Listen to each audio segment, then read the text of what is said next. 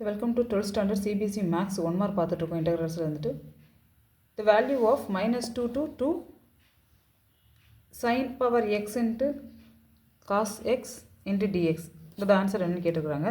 So already நம்மளுக்கு ஒரு property தெரியும், minus a to plus a f of x into dx இருந்ததுன்னா 2 times of 0 to a f of x into dx f function is even function ஆச்சுன்னா தென் எப்போ answer 0 வரும் அப்படின்னா it's odd function. So even function odd function எப்படி check பண்ணுறது அப்படின்னா x இருக்கிறதுல கிவனில் எக்ஸ் இருக்கிறதுல மைனஸ் எக்ஸ் அப்ளை பண்ணுறோம். ஸோ ஆன்சர் வந்து நம்மளுக்கு மைனஸ் எஃப் ஆஃப் எக்ஸ் கிடச்சிச்சுன்னா it is odd function, positive of f of x கிடச்சிச்சுன்னா நம்மளுக்கு ஈவன் ஃபங்க்ஷன். ஸோ கிவனை வந்து நான் இப்போ எஃப் ஆஃப் எக்ஸ்னு எடுத்துருக்கிறேன். ஸோ எக்ஸ் இருக்கிறதுல என்ன செய்ய போகிறேன் அப்படின்னா மைனஸ் எக்ஸ் அப்ளை பண்ணுறோம். ஸோ எங்கெல்லாம் எக்ஸ் இருக்கோ அந்த இடத்துல மைனஸ் எக்ஸ் அப்ளை பண்ணிக்கோங்க. Minus x and cos dx போடக்கூடாது ஃபங்க்ஷனோட மைனஸ் எக்ஸ். ஸோ ஆல்ரெடி நம்மளுக்கு தெரியும் sine of minus theta is equal to and minus sin theta, cos of minus theta is equal to and plus cos theta. So எப்பயுமே power வந்து ஹோலாக நீ கொண்டு வந்துக்கோங்கடா.